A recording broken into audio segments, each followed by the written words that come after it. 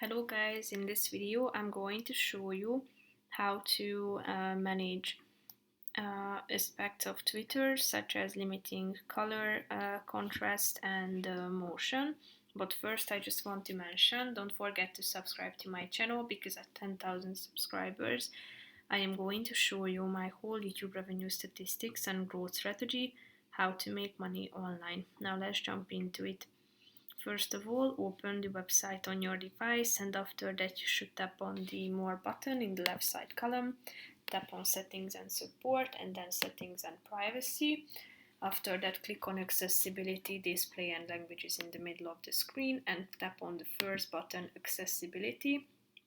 Here you can increase color contrast, meaning that it improves legibility by increasing the contrast between text and background colors. So if you want to turn it on, just tap onto this box in the right side. Then you can limit motion, which limits the amount of in-app animations, and you can also receive image description reminders. So that's pretty much it for this video, guys. See you in the next one. Bye.